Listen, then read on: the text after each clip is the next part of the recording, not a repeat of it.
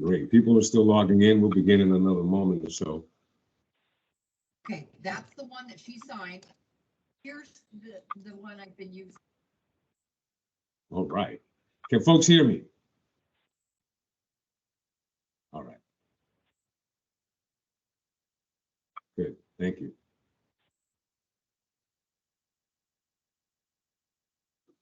Excellent.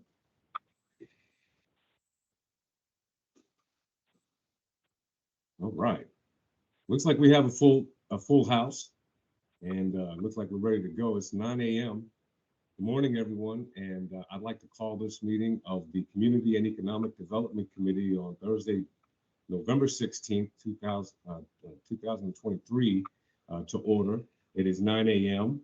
and I will start off with Assembly Member introductions. I'm Assembly Member Martinez, and we'll pass it to my co-chair and any other members that are on.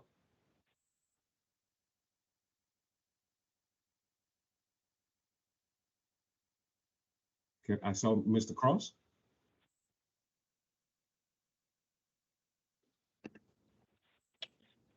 I'll go ahead and go then. Mr. Martinez, I'm on here. Thank you, Mr. Myers. Any other Assembly members?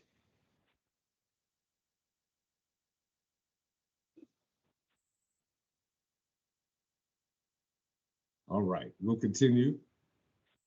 And as they come on, we'll identify them for the record. And then we also are joined by staff and presenters who I will just ask again that you identify yourself as you speak and you make your presentations. I do want to say how truly grateful I am for the convenience and opportunity for us to be able to meet on Teams today. It is also very disastrous outside. And as a family with one all-wheel drive vehicle, I've been privileged to have my wife, who is a full-time tourism employee, have use of the vehicle today, especially when we're driving kids back. So I know many of you all are in similar and different circumstances, but I just am appreciative of that opportunity for us. I know not everyone in the municipality, not everyone in our city can take advantage of this technology. So I appreciate the assembly members. I appreciate the staff for convening this fast as well. And for our presenters here, I know it's a little different than being in person, but we'll do our best. And most importantly, we will capture this on the public record. These are important conversations that we're having today. And on that note, we'll move into our first order of business, which is unfinished business.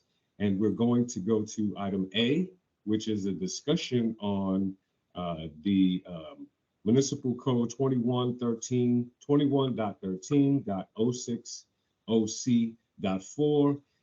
This is about, it's for us, it's framed through a redevelopment opportunity that's happening with the Equity Center from the Alaska Black Caucus in a downtown former commercial property. So this, as we have the conversation of redeveloping properties, this is an important case study for us coming across the bow of a commercial property that's running into some issues that I hope that we'll learn today from and we'll be able to take direct action on. So on that note, I will acknowledge I saw Assembly Member Karen Bronda joining us as well, and we'll identify any other members as they come along. I would love to turn the floor over to, I see Kirk Rose and Tyler Robinson, whichever one will want to lead this conversation, and we'll go from there. Tyler, I defer to you.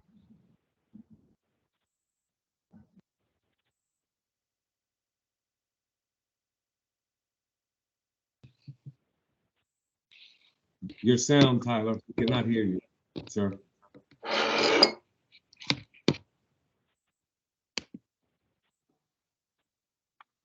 We might have deferred to you, Mr. Rose. Tyler, we'll give you a second to see if you can get your audio square. Yeah, he's muted.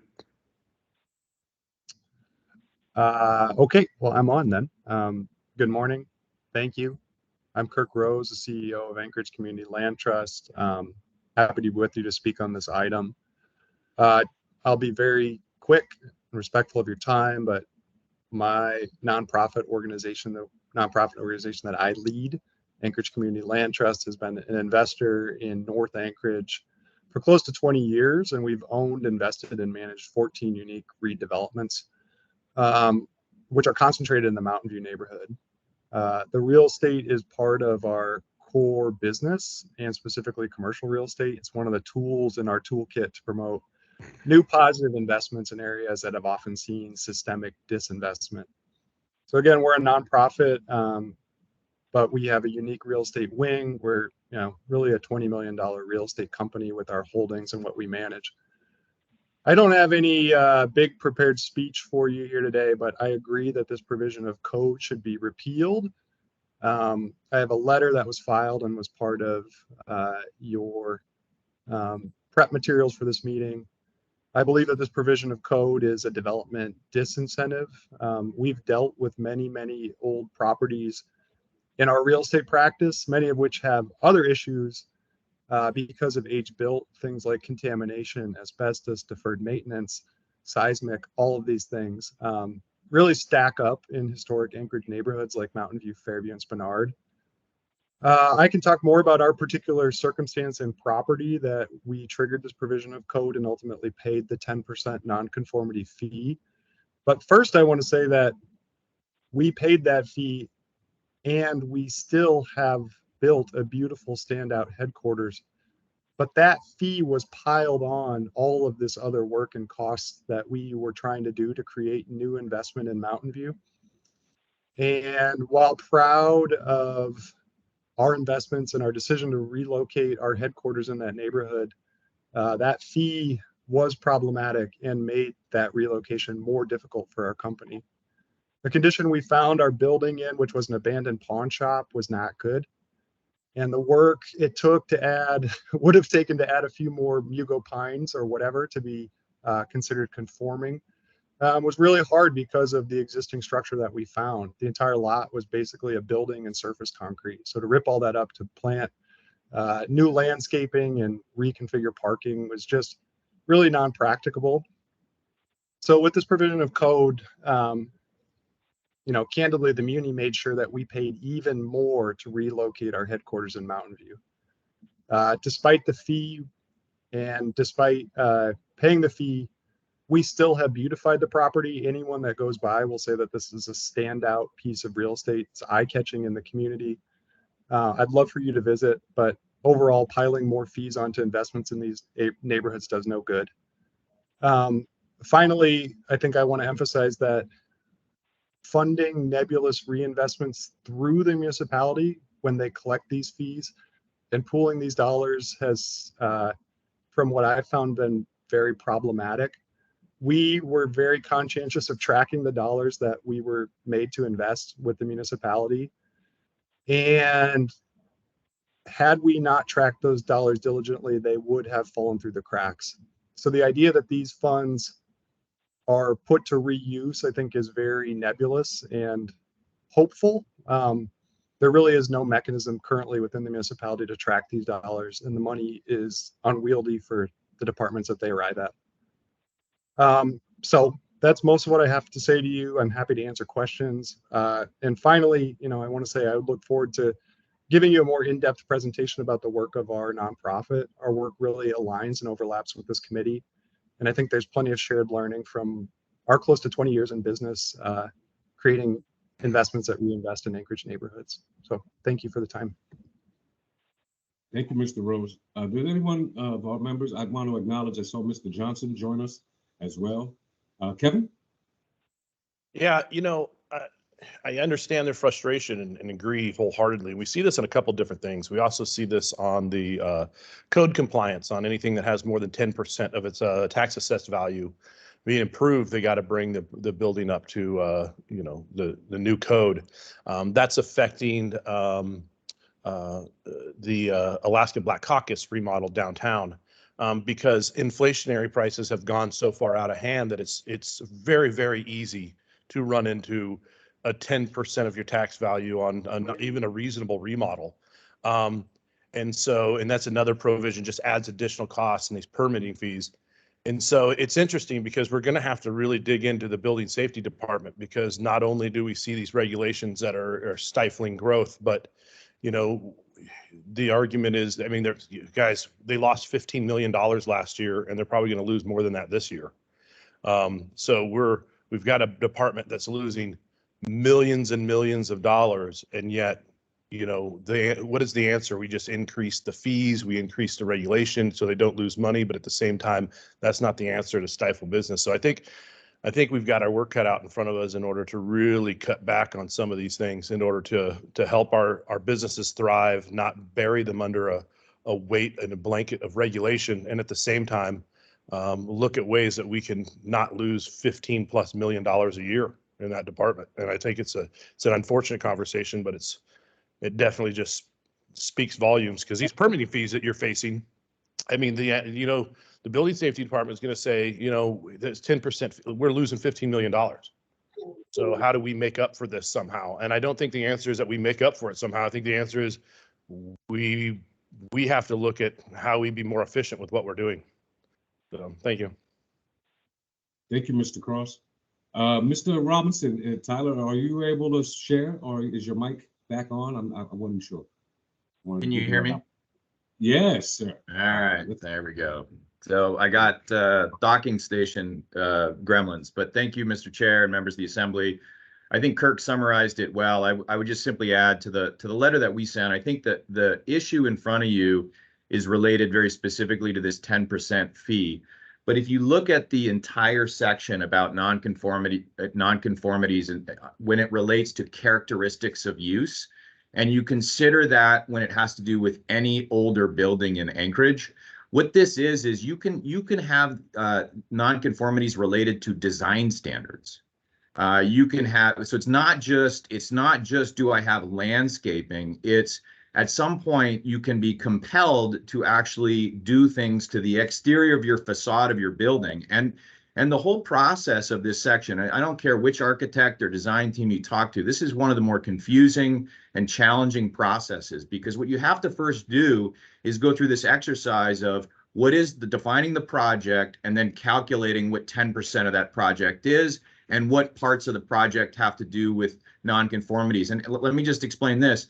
So your project, I did a project where the project was mostly to do a new roof, a new mechanical system, and new life safety issues in the building. And those costs, which really had nothing to do other than trying to make long-term use of this building, triggered the 10% fee. So a project that really went in, again, not trying to do anything to the exterior. And I get that the point of this is to actually compel projects to do things to sites and exterior, but I have a feeling that it is far more of a disincentive and a project killer than it is something that is beneficial to the municipality overall. And then the final thing I'd say is I actually don't know how this is being administered right now. Now that one of the reasons why ACLT couldn't do really much is they didn't have enough room in their parking lot to add landscaping and still have their parking. Well, now that parking is not required, I actually have no idea if the city could just simply compel them to landscape their lot and force them to lose their parking. I think it's a really interesting sort of the overall section, I think, is problematic.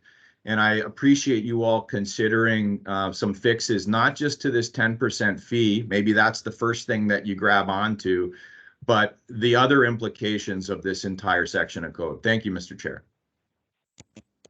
Thank you, Mr. Robinson. Any members with any comments to what Mr. Robinson said? Is there anyone from the Equity Center here to give us an update on that as well? Yeah, Megan. And just please introduce yourself. My name is Megan. Can you hear me out? Okay. My name is Megan Learman, and I'm with SALT. I'm one of the owners here and an interior designer that is working specifically with Alaska Black Caucus on their project. And so I have a lot of the same sentiments that Kirk and Tyler have on these projects. This project is one of those weird ones that is, the building is built to the extent of the property. They purchased a separate parking lot And so it makes it very difficult because of quite a few factors. Parking is no longer required, but the Equity Center does not want to give up parking that they have in order to add landscaping. We can't actually add any sort of pedestrian beautification to the front of the building because it's built over the property line onto the right of way at this point. So there's a lot of different problems that we have with that. Again, talking to Tyler's point about the design recommendations for this code, also we cannot achieve with this building. So one of the things is they don't have enough windows on the 6th Avenue and the Barrow Street side. We looked at maybe adding more windows to that, but the way that the building is constructed, it's all welded steel. It would compromise the integrity of the structural component of the building if we were to add more windows. So this building, again, also has asbestos, has all these different things. We're trying to make it ADA compliant, remediate the building, update the system so that it is a safe environment, and renovate. And the price tag is very large for this building, for that 10%. And since it is a nonprofit going in there and they are fundraising to be in that building in general, it is adding hardship to them to find additional funders to make this project continue moving forward.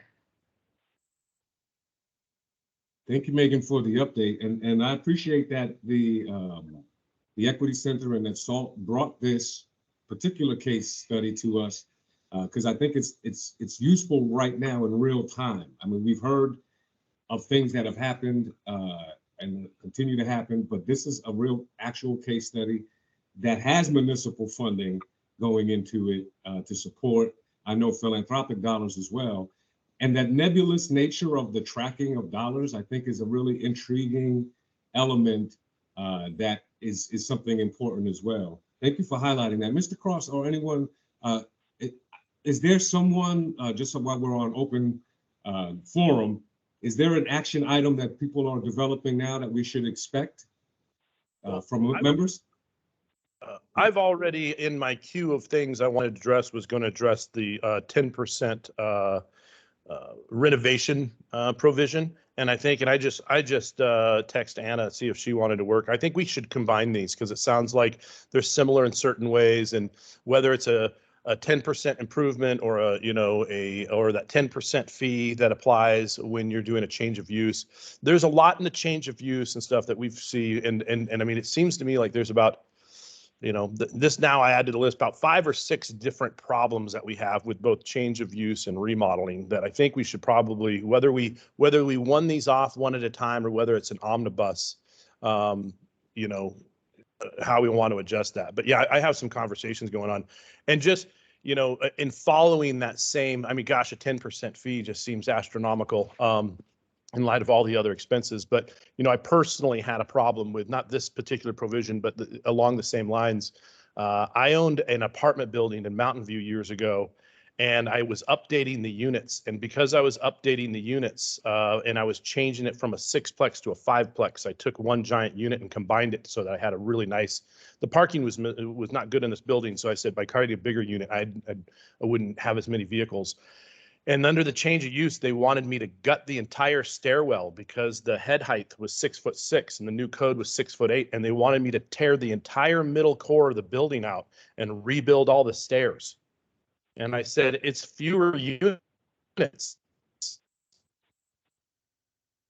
It's fewer people. Why have me tearing out the entire, cutting glue lambs and structural members to get 2 inches more head? So what I ended up doing, I ended up having to do it in phases. I ended up just going, okay, well, then I'm not going to do as much improvements on this building this time, and I'll just piecemeal it. But you guys aren't going to, I'm not going to add $100,000 onto the construction for remodeling and making my building nicer. So, this doesn't always, this is a case point because, the Anchorage Community Land Trust and Alaska Housing are big entities. And so, they've got a larger voice when they face this, but this faces smaller guys and smaller people who are just trying to remodel their buildings all the time. They just don't know where to go with it. And they just think this is just the way the system works. And we never hear from them. So thank you. Thank you.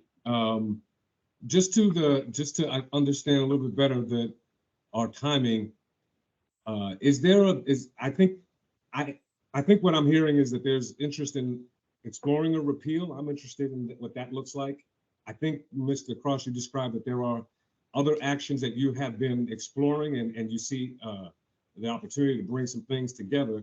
I wanted to just get to a timeline with respect to the initial kind of request for us to be able to start to explore this, which was the Equity Center is in motion now, right? And they came to us with some degree of a petition for relief, but really what we are hearing is this is identifying a major or some major barriers for redevelopment of properties and particularly commercial properties. So when people are talking about what can we do with the office building or empty commercial properties, and we're not talking residential usages, which would be a whole different level of investment. We're just talking about even commercial to commercial or nonprofit use and those initial challenges. So I think this is a tremendous opportunity to create some real movement in code, but there's the Equity Center on the table right now. And so do we have a sense of, and I know I talked with Mr. Constant on the record at our last meeting about doing something in this vein. I have been waiting for some response, but if this is something that is on your radar, Mr. Cross, with the work that you're doing, I would also recommend that there's an initial step that could be taken with respect to that remedy as we work through maybe more of an omnibus approach. Well, I can reach out to Tyler and I can try. The most important thing we need to do when we're doing this is look for those specific sentences. So, reach out to, and I see Craig's on here, but first is identify what those are in 21 or 23 or whatever, wherever those provisions that overlap are. So we know exactly what those are. And so there just needs to be just some time to digest through code and find those. As we know, whenever we do these things, it's like a game of pickup sticks. You think it's just one line we pull out, but then it's all kind of, it compiles. And so, I mean, we've been so busy with triplex, fourplex, and some other items. This is on the list. But again, I have a feeling that this is also going to be something that is, at surface sounds like a simple fix, but probably might take is instinctively and through experience tells me is going to take a working group that's going to have to go through and come up with a comprehensive AO and then give it back to P&Z, and have them look at it, and probably also the building on. I'm trying to remember the other committee that oversees that, but forgive me, but yeah, we're getting started on it and we'll add it to it. I guess the only question I have for anybody that wants to co-sponsor going it with me is whether we do this at little bites at a time or whether we come up with something that's a little bigger. A little bigger is easier because we can handle some of these things overlap, but sometimes little bites are easier because you just handle the problem that's in front of you rather than the difficulty with larger projects or taking on multiple items is that takes a long time.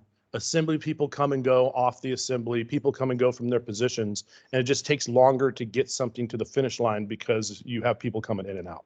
So thank you. Okay, and I saw Mr. Volan joined. Thank you, Mr. Cross. Mr. Volan joined, and you had your hand up, sir. Yes, thank you, Mr. Chair. So I guess I'm curious on what Mr. Cross and what Ms. Brawley are working on, and if those two things can be combined. I'm curious about a timeline because it sounds like we have projects that are sort of weighing in the balance right now and potentially may not be feasible to be completed. So I think while yes, I think the working group process can be very productive and collaborative, I would rather see the changes, especially with respect to the Equity Center. I'd rather see that move forward quicker and potentially, I mean, is what you guys are working on a small enough change that potentially P&Z could be waived, I guess is my question, and we could just get that done sooner. Okay. Well, so far right now, I'm a lone crusader in a desolate world working on this. And so I've reached out to Anna because she's, as we all know, she's a policy ninja. And so I was like, if I'm going to do something like that, I want somebody, she's got excellent perspective on it. She's also probably got a ton of stuff on her plate. So I don't want to say that she's committed to it. It's, I just know she has like interests, but yeah, I agree with you, Dan. I think that's a good plan, is just to take the smaller bites. Let's, but I can do these things simultaneously and see how quickly we can get them taken care of. Great. If Right you, on. if you want, if you're soliciting volunteers, you can add me to that project. Thanks. Thanks, Dan. Well, great. And we'll work out the who's where, because I know Mr. Constant was focused on that as well. I'd like us to take a bite out of that 10% immediately and deal with that particular issue. That is the first issue that the Equity Center has brought to us, and kind of start to move from that direction. I think that is an actionable thing that we can take. I think we'll have enough on the record to support that action. So I look forward to that immediately. And Mr. Cross, we can definitely chat about that offline, and I'll connect with Mr. Constant and see just if he was working on something, and then I'll refer him to the right person. Excellent. And for SALT, if there, you all know very specifically the language, and so what Mr. Cross was asking for with respect to the making sure we have the honed in language that is to address the particular circumstance now. I think that's going to be really important. And moving forward, obviously, I think we hear the Mr. Rose and Mr. Robinson's willingness to work, continue to work with this committee and work groups on additional changes to the code. Excellent. Great. Any additional comments from members? Great. Wonderful discussion. Very important topic in terms of the conversions of these buildings and getting out of the way and being more efficient. And Mr. Cross, your point about that we have some heavy hitters at the table who can articulate and voice these concerns, but that this affects the small person and the small developer as well, I think is a really point well taken. So thank you, sir. Great. All right. Moving right along to the next item of business, and I hope folks will stick around because there's lots of interesting things that we'll be talking about today and capturing. But we've been asked by Member Brawley to get a little more feedback now that we've had the opportunity to have the Housing Action Week. So I want to thank everyone for great work, tremendous support, our members who spearheaded the organization of that, tremendous work. Thank you to the staff. But we had the opportunity to present and to see a preview of the housing strategy plan. And Member Brawley asked if we could have additional member and staff feedback today. And on that note, I'm going to turn it over to Claire Ross, who will lead this part of the discussion. Thank you, Claire. Good morning. Thank you for that setup. And the conversation before dovetails nicely with this. So I've been working with Member Brawley to help her craft your Assembly strategic plan. And so she is unable to be here today. She's traveling to Washington, D.C. for the National League of Cities Conference. And so she's given me some questions to work through with you all, and we can keep it pretty short. The discussion will be mainly limited to Assembly members, but we have a lot of experts on here right now. So if anyone else has things you really want to jump up and say, please let us know. We are taking feedback from the community through December 4th to incorporate in this. So the document is online with the documents for this meeting, so you can pull it up and look at it yourself, but I will also pull it up and share it.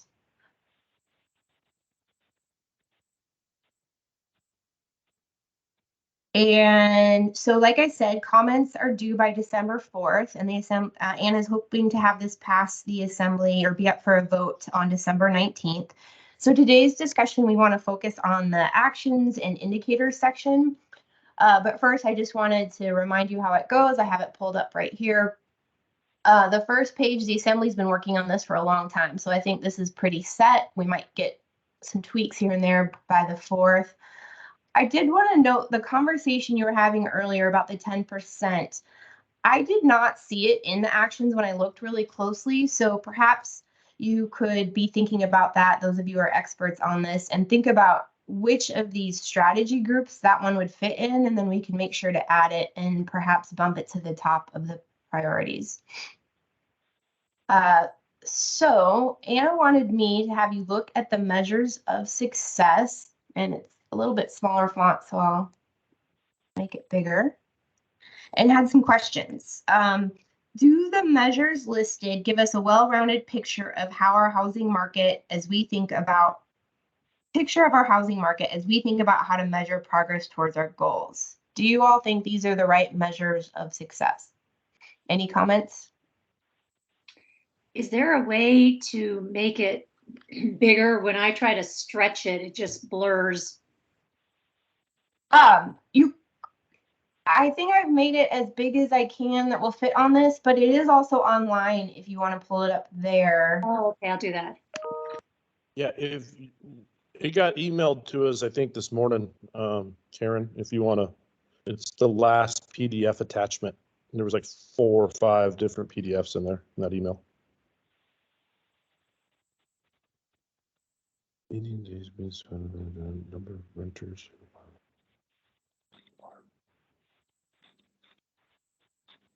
Investments, housing. And I believe the Assembly Public Legislative Services is going to be the keeper of this dashboard in the future, but obviously we can't get all the data ourselves. So those of you in administration on staff, if you could let us know, we have who the data would come from in each column. If you could just let us know if this is data that you're able to provide.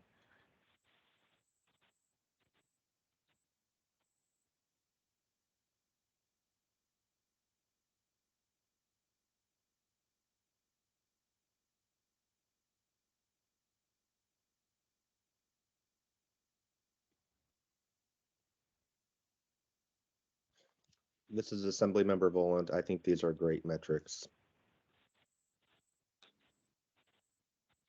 Thank you. All right. The maybe it's in here. The only thing, these are things that we can control, which I like, or at least it's things we can put direct pressure on. Ultimately, sorry to interrupt, but I guess my thought is to stabilize, housing expense or rental expense, just because we've seen a 30 to 40% increase in the last 2 to 3 years. I don't know if that's, ultimately it comes down to of affordability, right? All housing has to be affordable, period. If it's not affordable, then you build it. Then if it's not affordable to the average individual or so I don't know if that's something we want to consider, that as we do these things, are we putting the levers in place that we're making sure that what we're creating is stabilizing, or, the rapid increase in cost of housing, which is the or underlying problem involved with anything. Affordability is number one. Yeah. So I'm noticing there is a line rate of average annual rent increase. Do you think that's the right data point for that? Or are you thinking there might be something else? Yeah, average annual rent increase. Yep, there you Okay. go. Oh, there it is. Okay, yep, number 9. Thank you. Well, and it did decrease. We could say decrease it, but even if it just stabilized, if it wasn't, Yeah. even just flatlining is better than what we're seeing right now. So yeah. Right. Okay. I'll make a note of that.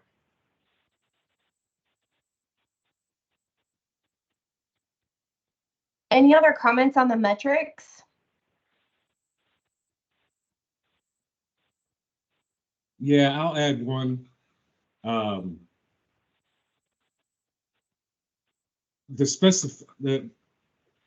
I don't know how to articulate it, so I'll just give you what it sounds like in my head, and we'll see if it makes sense to somewhere or if it adds a new element to it.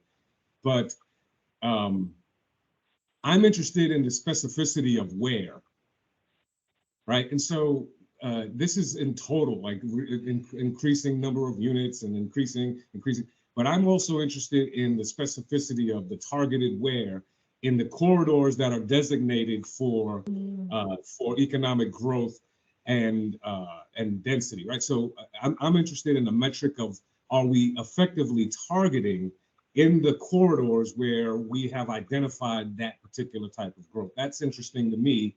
So I get a sense of the broader development movements, but also, are we effectively targeting the where they are? So that's, and that raises for me, it's an equity question on the back end of it as well. I see, yeah. I think Daniel Voln had his hand up, but I'm wondering if any administration, planning, building staff on the call have suggestions for how to track that.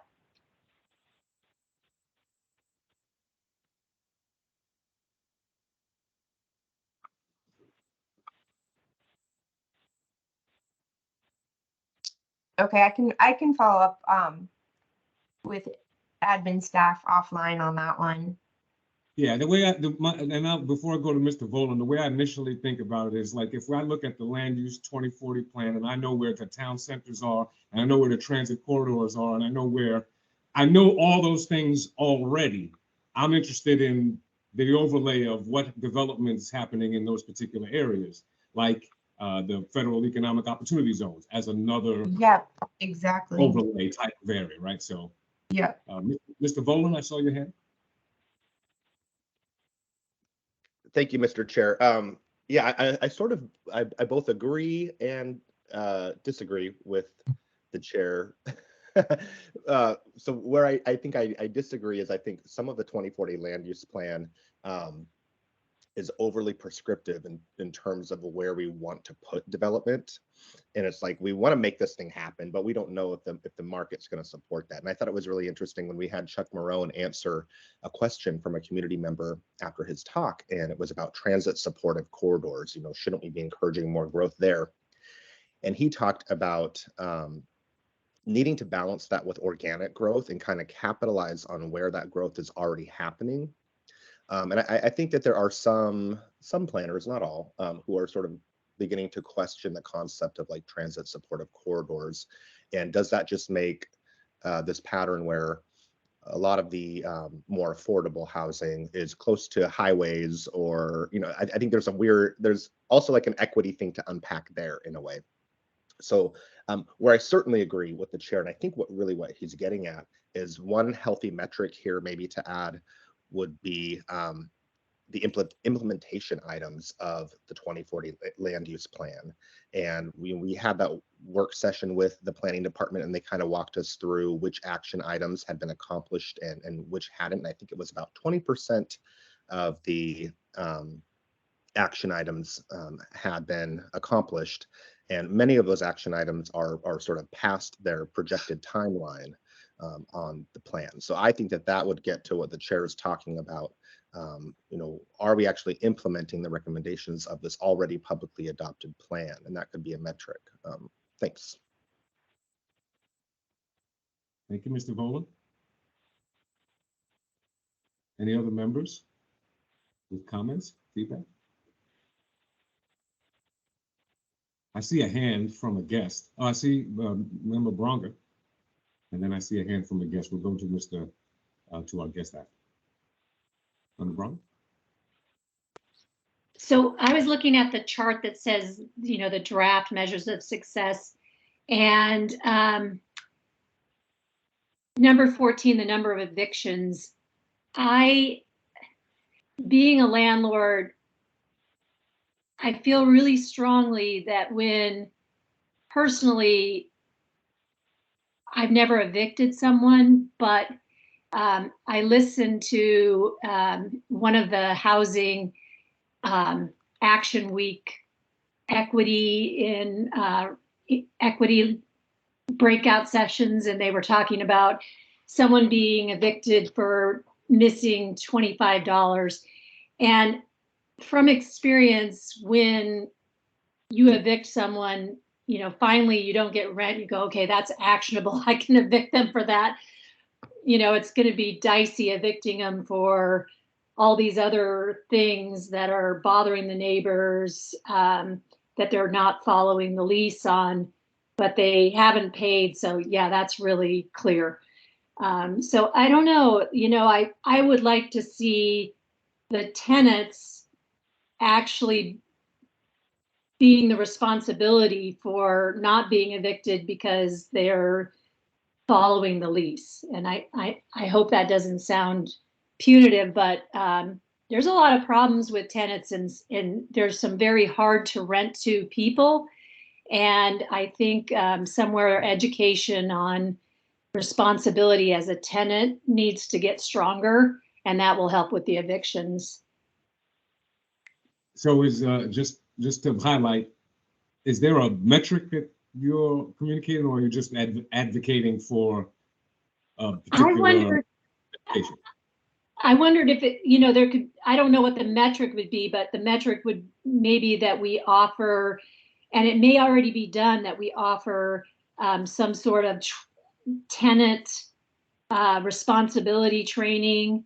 You know, there are people coming out of sheltering situations that really don't understand their responsibility as a tenant. So I don't know if that's probably not really measurable. The other thing that I noticed on the number of accessory dwelling units, we talked about the fact that my mother-in-law apartment is flying under the radar because it's already built.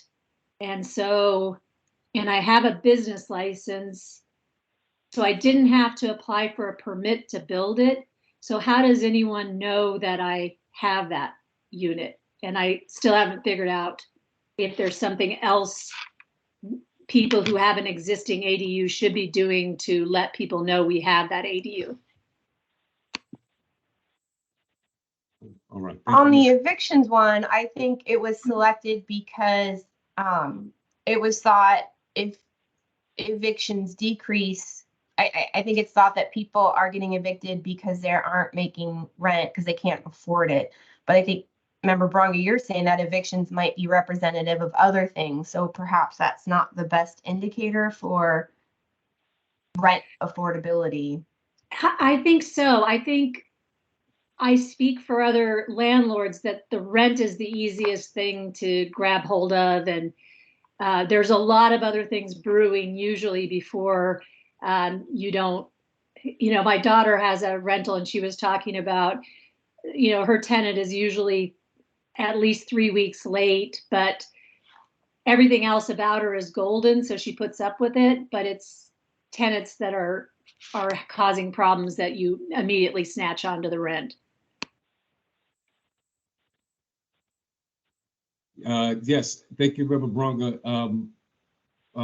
Claire, I don't think there was a recommendation to eliminate the category. I think there was more of a broader investment concern with respect to, I heard education, public education. So I heard of other elements because it's more of a complex, there are complex challenges to the individual cases, but I didn't hear a recommendation to remove the measure that was there. Member Cross, and then I do see Mr. Mike Robbins, Mr. Robbins, member of the public here, raise his hand as well, but I would defer to Member Cross.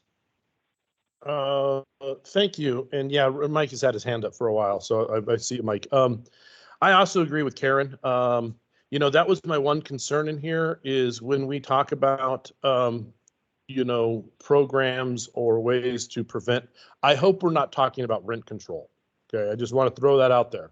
I definitely hope we're not talking about that. And Karen is absolutely right, okay, which is that as a landlord who's evicted people over small partial, it is not because they were $50 or $100 late in rent. It is because they typically show up with 3 or 4 cars in the parking lot. They've been noticed several times, and this is just the straw that broke the camel's back, if that makes sense. They started altercations with people in the parking lot. They're extremely messy. They're leaving their trash in the lobby of the apartment building, and usually that is you know, it's the easiest way. But all these other behaviors and notifications get convoluted with Alaska landlord-tenant laws. So usually that's what it is. Listen, as a landlord, if your rent is $1,400 a month, that means that tenant is bringing in $46 a day. You are not going to evict a decent tenant over 25, 50, even a couple $100 because a vacancy costs you $46 a day plus whatever you have to do to turn around and lease up fees. Economically, it makes no sense to get rid of a reasonable tenant. It makes no sense. It's always an underlying issue, and that gets lost in the metrics when we see that. Right now, you know, in forming this, it really just comes down to, you know, there's such a lack of decent or even rental properties out there that, you know, it does increase the bar and increase the standards by which an individual has to behave. And maybe someone who, didn't mention they had pets, but now suddenly has 4 cats, right? And on the lease, they're not going to stick around much longer because the list of really good applicants is high and it's a competitive market. Okay.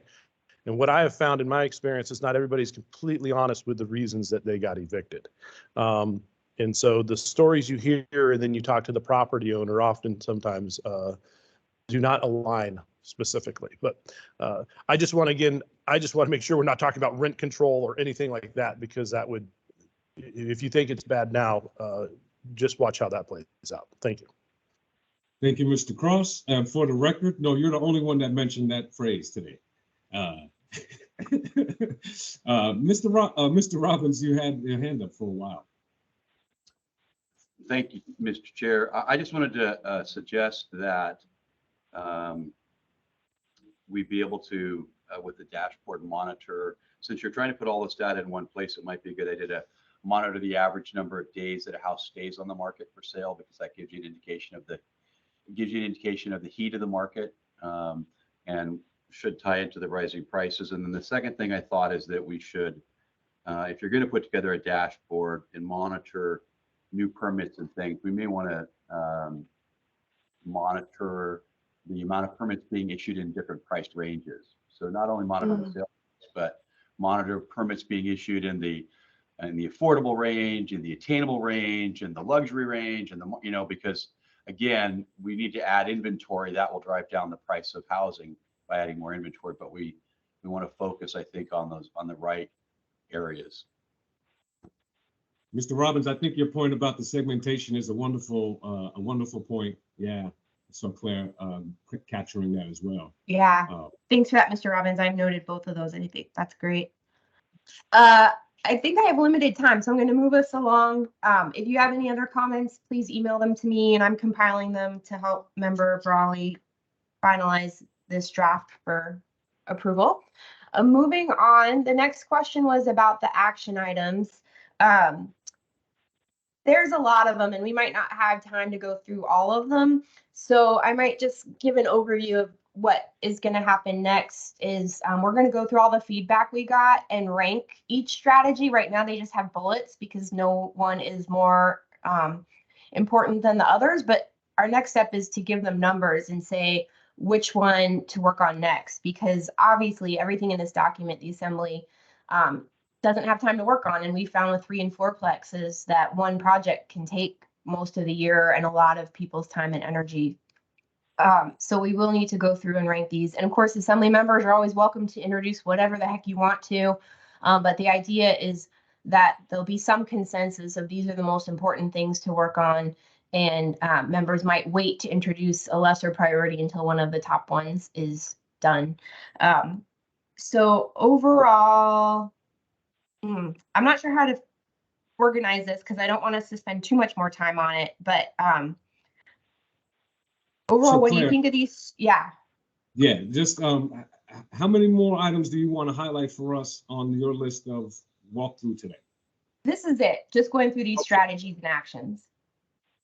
All right, so what there's a lot of them. And so I would want to know what is the timeline for members' feedback so that members could be inspired today by this conversation, take the opportunity for the feedback, but what is the timeline to get feedback for this next question to you so that we could get captured? Yes, so the public feedback is due by December 4th, and it would be great to have assembly member feedback by then as well. Of course, you can always make amendments when it is on the floor, but it'd be nice to have a cleaner document that gets sent to the process. So I would say December 4th. If you get it to us by then they'll be incorporated in the overall. So I would think look through these strategies and perhaps pick 3 to 5 overall that you think are the most important.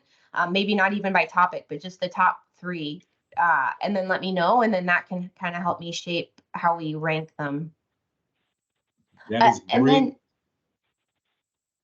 go ahead. No, I'm just saying that's great. That's great timeline. That's great guidance so that we can all walk away with a little workout. Yeah. And I think it might fall into, there might be categories of things a working group starts working on it to make legislative changes in 2024.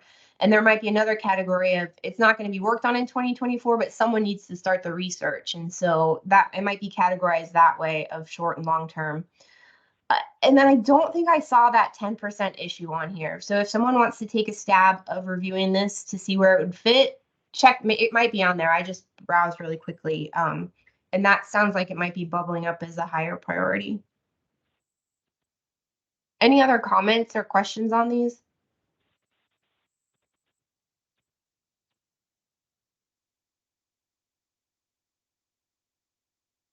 All right, well then I think I'm done, Mr. Martinez, Chair. Wonderful. Thank you, Ms. Ross, and thank you, members, for your feedback.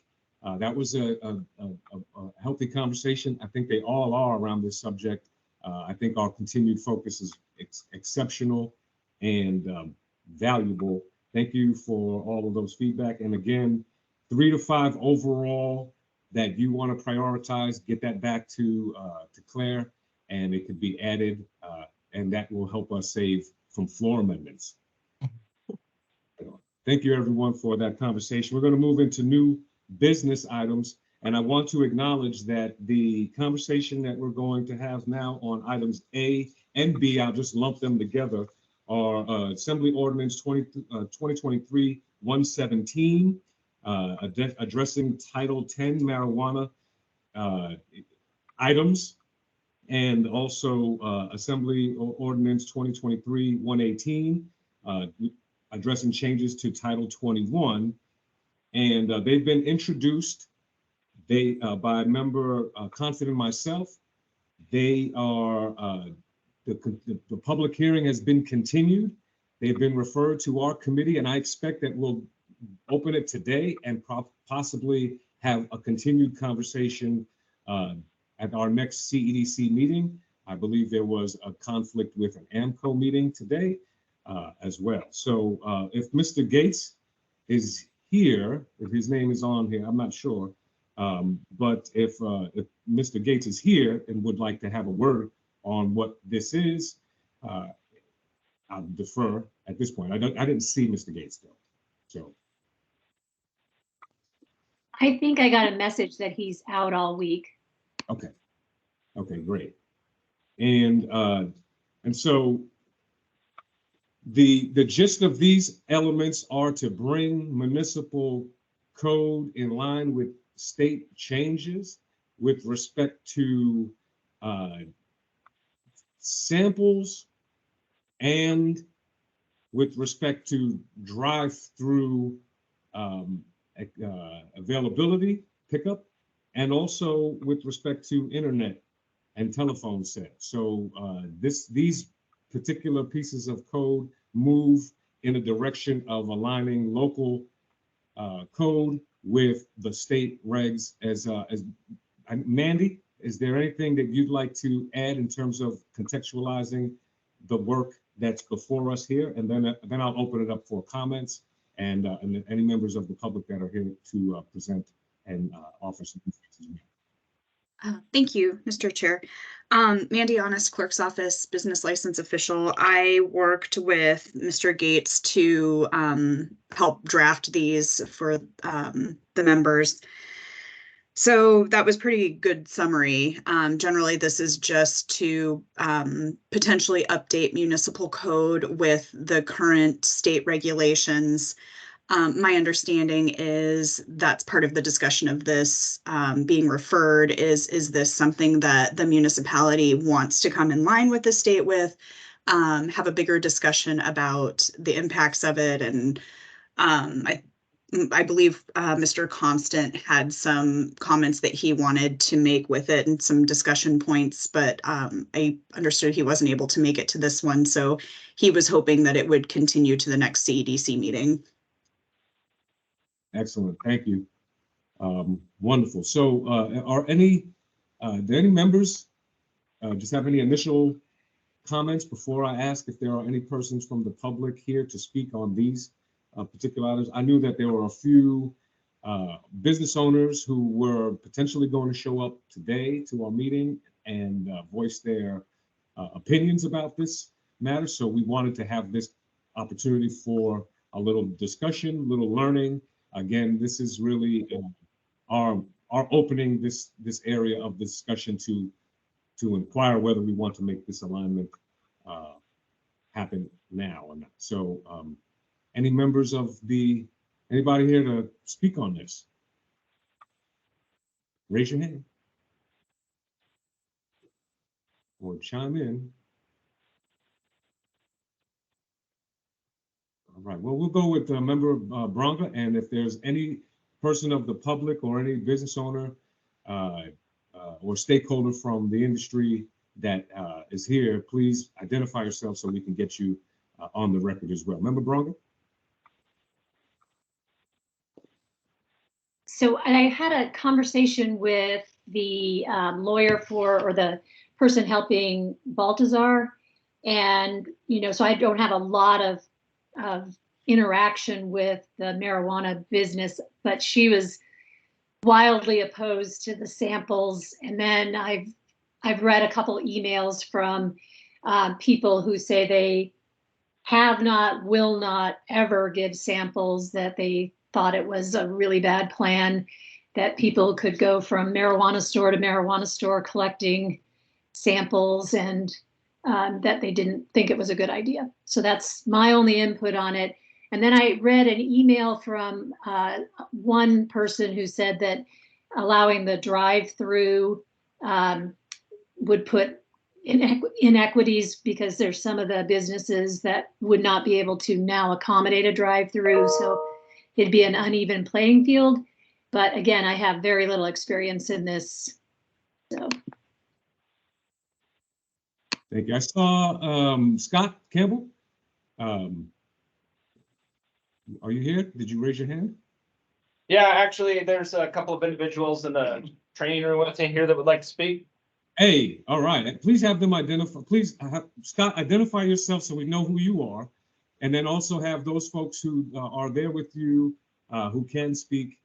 Please identify yourself, and we'll give you a couple minutes to hear your voice. Yeah, this is Scott Campbell, Chief of Inspections with the municipality, and I'm in the training center with two individuals from the public. Yeah, I'm Will Schneider. I'm with a Catalyst Cannabis Company. Lloyd Stiasny, I'm with Tunkler. Good morning. Good morning, Will and Lloyd. Feel free to go ahead and give us your perspective on this. Well, maybe I'll go first because our opinions are a bit different. But I just feel like and I've been in the industry quite a while. I mean, we started back in 2017 with our first store. We've got a pretty good footprint, but I think we're all pretty fortunate to be in cannabis. I think it's added a lot of value to the community, tremendous value. And I really feel like regulations should move forward, somewhat measured. And I feel like these two are big steps in the industry that may or may not be, looked at in other legal states. Not sure it was even evaluated. And to begin with, I feel they're both public safety issues. I think the city of Kenai, if you really studied that, took a hard look at it. I mean, they're very receptive to cannabis in Kenai, lots of shops. And they felt very clearly that it represented public safety. I think what we're doing is we're allowing access to underage consumers, because essentially the requirement, if you read it, a car pulls up, our employee, who I feel like now we're burdening those employees with, basically, policing the public in a sense. They've got to look at the ID of every single person in that car. Basically, what if there's an open container in the car? What do they do? Obviously, they don't serve them and they say, go away. But point is, I think we're creating a burden for the industry that's unnecessary. And that's my biggest concern. I think the industry is doing well, although there are a lot of struggling businesses. You will hear this, and that's part of the economic development. How do we grow this industry in a measured way? And so I think we need to grow it with parity from top to bottom. We shouldn't do something that allows those with the resources or the foresight currently, to buy a property that's got a drive-up window. There's only a few in town. For the record, I can do this. I have locations where I'd be able to do it. I don't want to really do it. I may have to, but I think the city should take a hard look at it, even if it defers it for a little bit. The state board is meeting now in Sitka. They had a little discussion about this yesterday. They didn't invite any comments from the public. I didn't hear anything that identified real cause and effect to why these were important regulations for the industry at this point in time. I think keeping a level playing field from small business, which, cannabis is really an industry that should protect the small business owner. And we should be mindful of it in this community to make sure that every business has equal opportunity until we see changes federally. On the sampling issue, I think it's a particularly bad regulation, only because it's ill-defined. If you read it, they redacted some language from regulation that made it particularly confusing. I haven't been able to get any clarity as to what this regulation provides to the industry. I mean, there's no question in my mind. I think we're being naive. If you allow somebody to come into stores, and we've been pestered with that since this change took place at the state level. If you allow folks to just simply go from store to store and receive a free sample, those samples are going to find their way, right, into the underage market. There's no question about it. It'll be sold there, and we can come up with a lot of different reasons why. We can't control it, but I think the industry itself should do everything possible to make sure it doesn't happen. Are there reasons to give a free sample in some conditions? Sure. Buy something, get something. There's a lot of different guidelines we can come up with, but this particular regulation has absolutely no guidelines. And I think, Thank you, Lloyd. Poorly written. Lloyd, Hey, Lloyd, I might want to make sure we capture our time. Yes, thank you for your perspective. I know Will's there, and so we're going to try to keep these to 3 minutes. And so thank you for your perspective. This is our first conversation today, Lloyd, and so I appreciate hearing your voice. Will? Great. Thanks, everyone. This is Will Schneider again. I'm with Cal's Cannabis Company. And we are in favor of drive-throughs. We think this is another thing in the industry that helps, introduce more people to cannabis, make it more convenient for people to purchase cannabis. The cannabis industry in Anchorage has been pretty flat for the last several years. It stayed right around $115 million. So any ways that we can think of new ways to bring in, additional revenue, additional taxes, I think is a great benefit. Now, when we think about, if people are underage and are going to have more access to marijuana because they can go through a drive-through, those people could be sitting in your parking lot and none of their age is being checked. So actually, drive-throughs could actually be a way to have a more whole car identification process. So everybody in the car could be identified. The way you check for impairment will be similar to the way you check for in the stores. We have pharmacies that sell that sell prescribed narcotics that can do drive-throughs where people can be impaired driving through there or picking up prescriptions. Similarly, so we really view this as a convenience thing. We can view this as another option that we can give to customers to make it more accessible. That drive-throughs, people drive through, are people more likely to eat in their car if they order from a drive-through than if they walk into the store to order food? You're not really encouraging any more impairment there, which is going to be one of the arguments, I think, against this. So the underage thing and the impairment, I think are kind of like negated arguments. I think the importance here is to be offering services to the customers, to the marijuana industry, can continue to grow.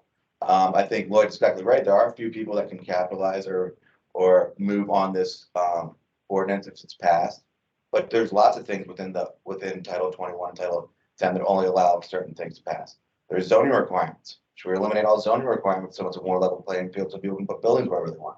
We take on a tremendous amount of debt to move into buildings and to purchase buildings because of the limited access we have in zoning requirements. And so that's all something that everybody has to deal with as a person within the marijuana industry on how they want to navigate and open up stores. And so that is something that we've chosen to do, is to put our monies towards, or find monies to be able to move into stores that offer that. And so, you know, that's pretty much all I have to say. I think it's a great idea. We're excited about it. I think it'd be a great, you know, they do it. It's been passed throughout the state. It's been operational elsewhere in the state. I haven't heard of any other problems.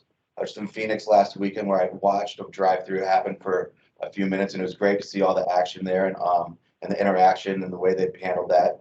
And I thought it was a well thought out plan, and looked like it would provide a great service to the customers compared to the customers inside waiting. So that's all I'm going to say about that. I think the sample, I agree with a lot of the stuff on the sampling. I do think there's instances where samples are great to give away, just like in any business, for promotional purposes. I do think that these the ordinance here in particular doesn't agree again with Lloyd that there isn't much guidance on the sampling here, and we don't want to. I don't know if it'll end up in the hands of underage people, as Lloyd said, but I do think we don't want to create a market where people can just come and pander store to store and look for free samples. But you know, we have promotional items all the time, and sometimes it'd be nice to be able to give things away, but I think it does require a little more thought on what specific parameters would be beneficial on the sampling side of things. Thank you, Will. Thank you, Lloyd and Will, for the feedback. Scott, did you have anything to add? Nope, I was just opening up the floor for them. Great. Hold the floor open. Any members, any feedback to what you heard? We're really just listening today. It's not the debate, obviously. We're learning. Mr. Cross.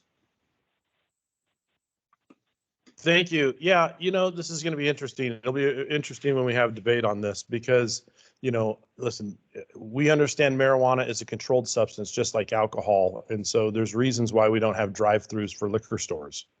And so it'd be interesting to look at the data and what that looks like.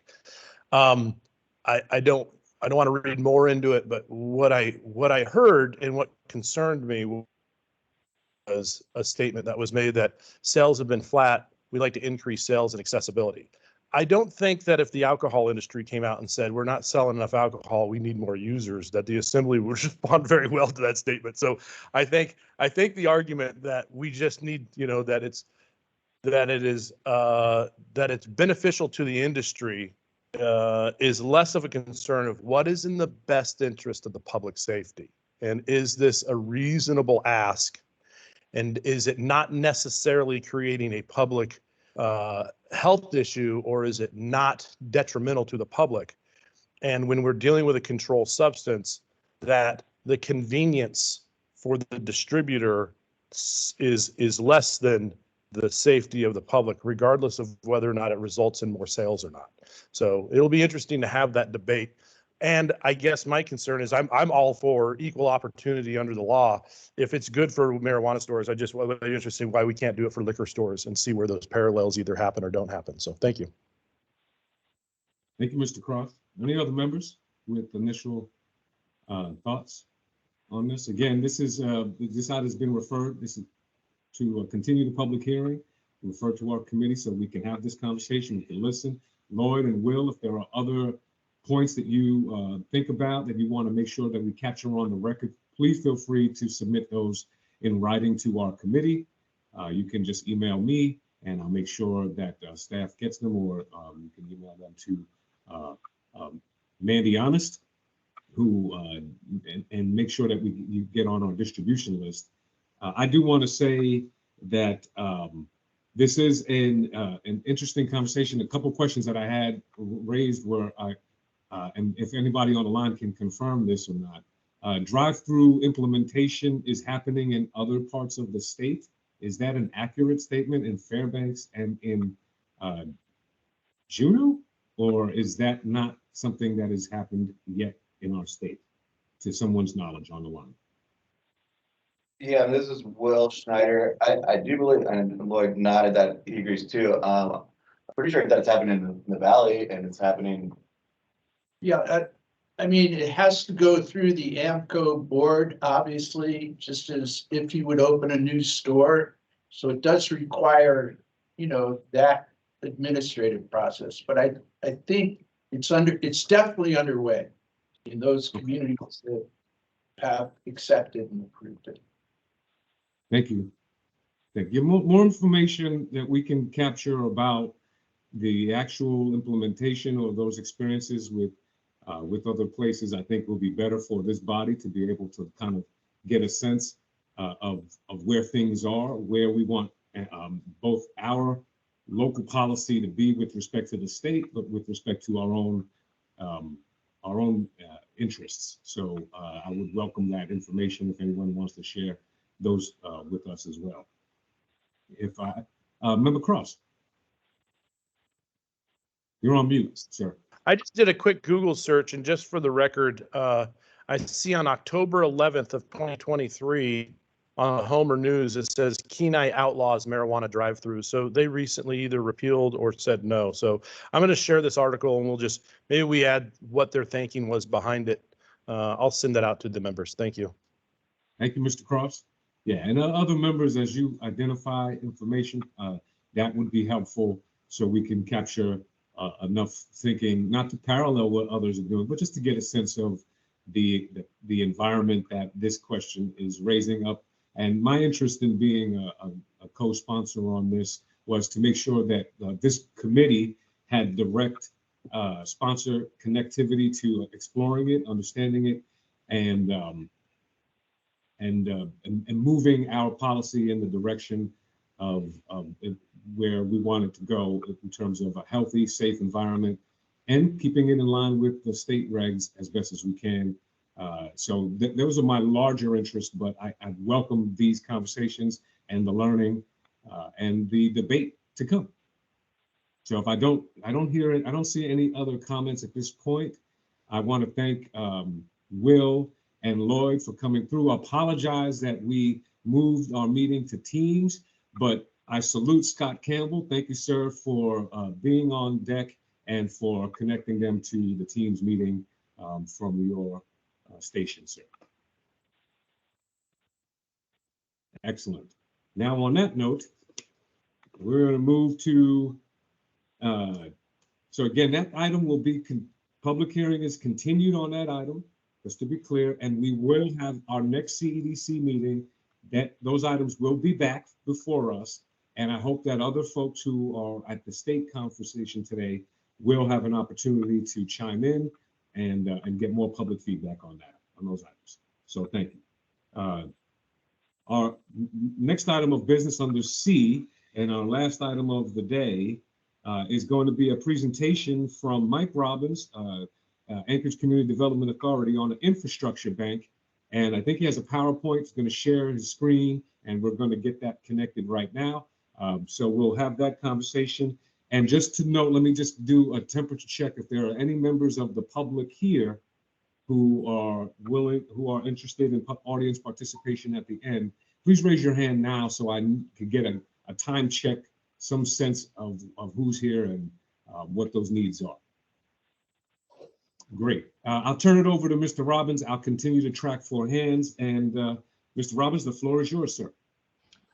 Well, thank you, Mr. Chair. And I think we might have duped you on the agenda item. We're not exactly talking about infrastructure today, but what we talk about is tying into infrastructure. So I just first want to, before I put my PowerPoint up, I just want to acknowledge that I know that there's several members of a kind of an informal group of us that have been getting together and working on the housing issue and on ways that we could try to work on that. And I know that we have Scott and Greg here from code enforcement, I believe. And I think that Mark is on the line from AWU. And then I know Craig Lyon is here and Ryan is as well.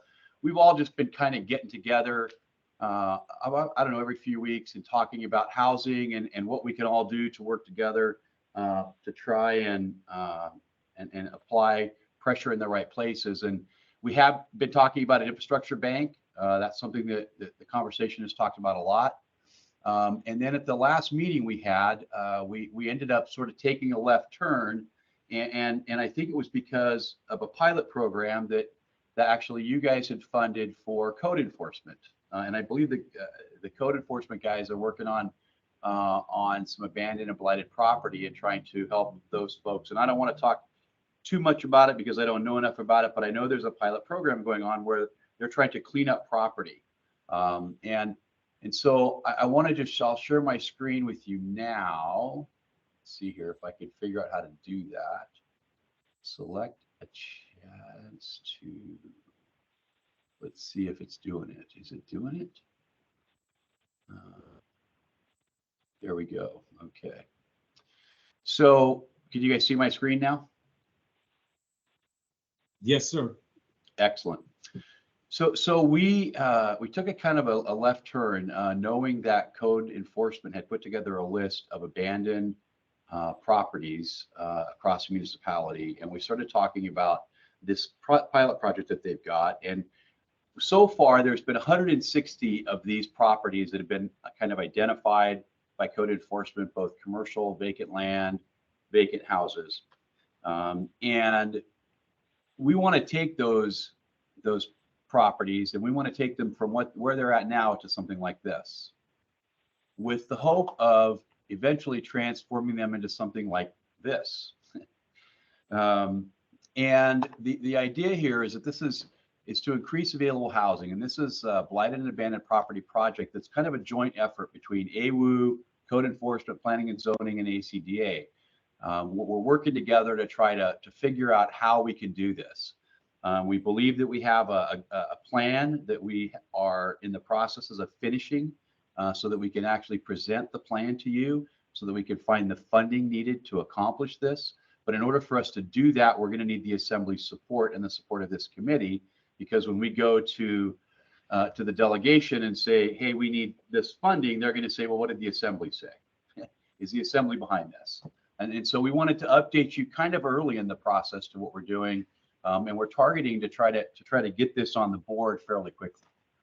The challenges, of course, which we're all aware of, are the lack of attainable housing. There's a lack of workforce housing, the high cost of building. And Kevin, Member Cross earlier said something about the priorities that the Assembly's outlined in their in the housing plan, and that is that we should focus on things that we can affect, right? We shouldn't focus on all of these nebulous things out there. And so we can have some effect on the high cost of building. We can have an effect on the affordable lots, utilities, which is where infrastructure comes in, site prep for infill, and then is the property zoning correct? Is it highest and best use? And then does it have the right kind of infrastructure to be able to be redeveloped? Our action is to create infill by accessing untapped resources. We want to put together a pilot program. And there's already one of sorts going on right now, but we want to take that a step further. We kind of want to supercharge that, and that's what came out of this meeting. We want to establish a development fund, identify the likely property from the list that's been put together by code enforcement, purchase those properties or those lots, do brownfield assessments to make sure there's no problems with them, demolish the structure and prepare the lots for sale, work with the utilities, work with zoning, work with the neighborhood, to make sure that we're headed in the right direction, that it's going to match what they want, and then provide those lots as ready to build, zone, code compliant, and hooked up to the utilities and ready to go. Because in a lot of cases, some of these properties have been disconnected from the grid. And then we want to sell those properties to developers at a discount after we absorb these costs through the development fund, so that we can make it more affordable for them to jump on these infill projects. Our outcomes are to increase housing. We want to provide build-ready lots. We want to increase housing equity because, as you had pointed out, Mr. Chair, that earlier you wanted to focus on what areas this development is happening in. And one of the things we can do through redevelopment is to focus our attention on certain areas where we don't have the right kind of housing equity that we need. And we can eliminate blighted properties from the neighborhoods, which will drive up property values for everybody that's remaining there. And we can also make the owners of those properties whole by buying them from them. It'll generate community economic development. It's teamwork at its finest too, because all of these departments have sort of come together without being directed to do so, to address an issue that's one of the paramount things facing our city. And then we can create a perpetual fund through the initial funding. Then as we sell these properties, we can replenish that fund and do this again, so that once we do it, once we get the funding, it won't be something that'll just happen and go away. This will be something that we can carry on because we look at this as a long-term project. It's not a 1 year or a 2 year, it's probably a 10-year project where we could continue to replenish that fund from the sale of the property to the builders. So we've also done something, and thanks to our friends at Code Enforcement and to GIS at the Muni, that we put these blighted properties on a map now. And that map can be accessed by a link. And I was going to ask if Scott or Greg, are you guys online? Yeah. Yep. Would you like to show them how the map works just real briefly? Because I think this is a really incredible resource that they put together that you guys should know about. Can I stop sharing my screen? Do you guys have the ability to share yours and you could just show them how the map works? Yeah, I can try real quick. Okay, I'll stop sharing my screen then. I see here, I'd have to access the site, so it'd probably take me a couple minutes to get there, unfortunately. Well, I've got it up, I think, Scott. Hang on one sec. You got it? It's in the code enforcement or code abatement. Oh, come on. So I can click on the link for you guys if you just want to talk about it, because you're the experts, I'm not. So if you would like, I'll just share my screen. I'll click on the link and you guys can just talk about it. How's that? Sounds good. All right. So if you click on the link, it'll take you to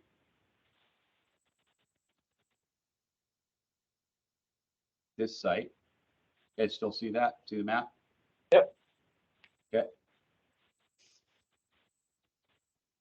And So, I'll take your instructions. So basically, we have 160. It varies every month. Registered properties across the municipality of Anchorage. Many of these are blighted, as you can see. They often tend to fall in areas where they have kind of higher population density, or areas that we believe are in need for some economic development. As you can see, there's quite a few in Mountain View, Fairview, Muldoon, Spenard. There are occasionally vacant and abandoned buildings that are registered on the hillside and other areas south in the town. And right now, what we find with a lot of these is they've been blighted for multiple years. Quite a few of them are bank owned. They sit in probate because of one issue or another. These buildings and properties often are ones that become nuisance properties because they become neglected by the property owner.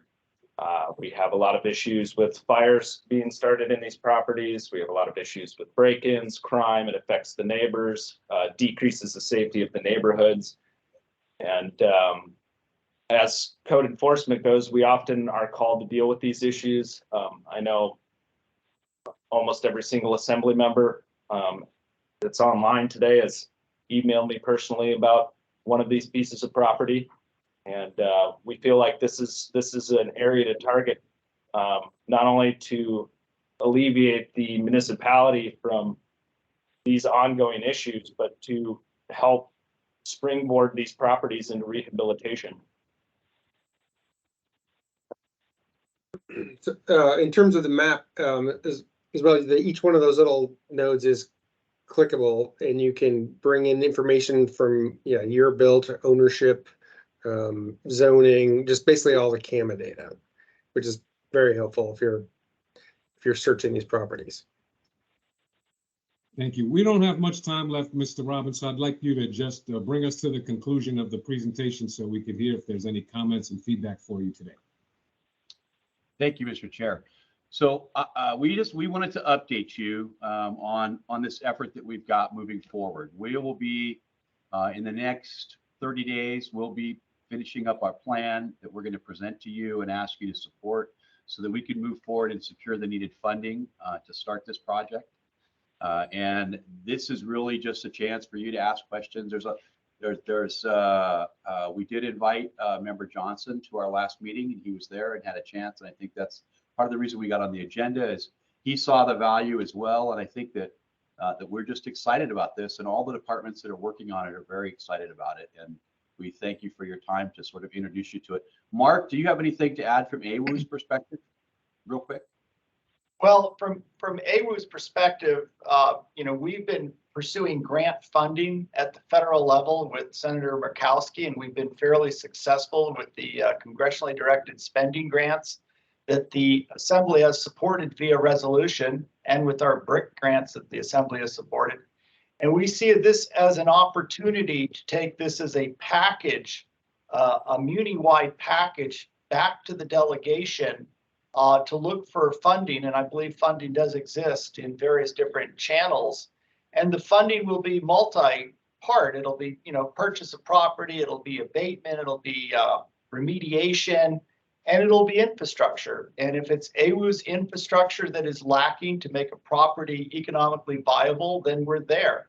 If it's gas or electric, we'll contact those utilities. If it's a street, Right. we'll find someone to build a street. And if we look at it from a holistic standpoint of turning something back into the private sector market for development, I think that's where Mike Robbins' group can really take the lead on this, because part of what we're looking for is a lead organization, and Anchorage Community Economic Development Authority is the authority that can help take a concept like this across the finish line.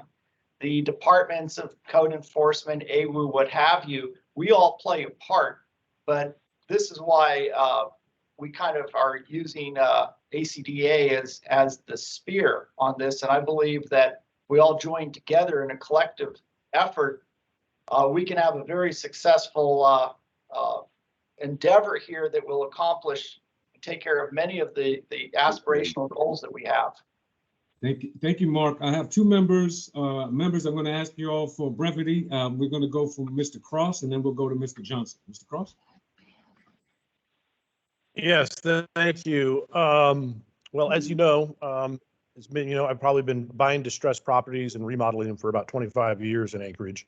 And I think aside from the municipality going in and buying these properties, if we're looking for more private entities going in, whether those are contractors, the largest burden right now is the cost of money. Most of these properties do not qualify for traditional financing, so you're using either cash purchases or you're using what's known as hard money lenders, which are private financiers. Those loans typically charge 3 points up front and then are anywhere from 15 to 20% interest right now, because they're private financing between, they're not regulated. They don't have the same loan regulations you have on residential financing. And so, where I see there's always been opportunity, and now it increases significantly, is I'd be really interested in what we can do to provide short-term loans for individuals, because the cost of removing the property, the cost of the holding costs of the money, the expenses, where you've got major expenses in the first 6 to 8 months when you buy these distressed properties, you're trying to get them up, is basically why the remodel or the rehab guys have just drained up and left. The cost of capital to purchase properties that do not qualify for traditional financing is astronomical. So my thought on this, and I'll just wrap up, is rather than get grants and ask the taxpayer to do this, we could actually create a loan that is a lower than standard interest. We could still make money. We wouldn't have to grant anything. We could lien the property and be in first lien position and grant lower interest loans than what the market has, and the private industry will show up. Because right now the cost of capital on these properties are not financeable. It's astronomical. And so they've all just walked away from the table. So rather than spending taxpayer money, there's a way we can make them money. So thank you. Thank you, Mr. Cross. Mr. Johnson? Yeah, thank you. Just super quick, I'll say I've been really excited to work with Mike and the others on this. I think it's a great project, and I'm just going to put it out there. If there's one or two other assembly members who want to get on that, let me know, and we can loop you in. Yes, and so loop me in. So this way, and I saw Mr. Cross as well. We care about this from the committee, and I'll put a personalized touch on this.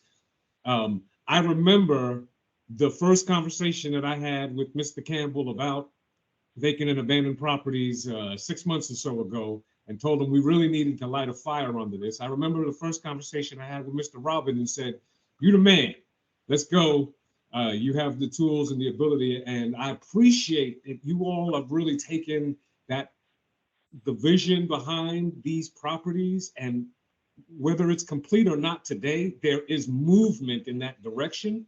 The Assembly has made movements in this direction with its first appropriations for rehabilitation and redevelopment of vacant and abandoned properties with the Acreage and Affordable Housing Land Trust.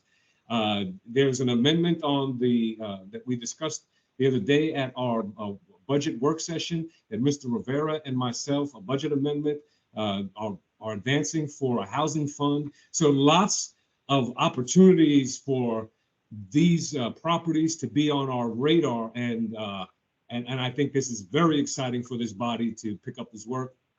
Mr. Johnson, you have your two tributes from this committee to work with you as well. And this is very exciting work. I appreciate all of that coordination. And Mr. Robbins, you said teamwork is really what it's going to take to move these tremendous generational opportunities. These are really generational investments that we have the chance to be able to make in our community. Any additional or final thoughts from members before we check out?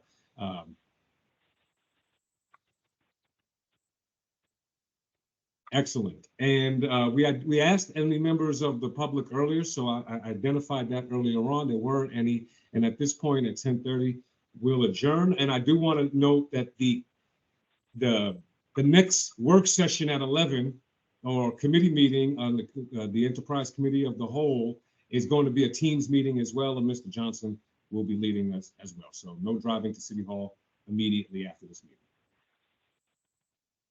We are adjourned at 10:30, everyone. Thank you for your time. Great work. Hey, George, can I ask you a question? Yes.